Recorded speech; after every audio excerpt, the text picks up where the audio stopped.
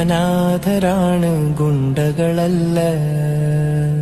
നമ്മൾ അനാഥരാണ് ഗുണ്ടകളല്ല. എന്തിനാടാ കൊന്നിട്ട്, എന്തിനാടാ കൊന്നിട്ട് ഇയാളുടെ മകളും നമ്മളെപ്പോലെ തന്തയില്ലാതെ ജീവിക്കാനാണോ? നമ്മൾ അനാഥരാണ് ഗുണ്ടകളല്ല. നമ്മൾ അനാഥരാണ് ഗുണ്ടകളല്ല.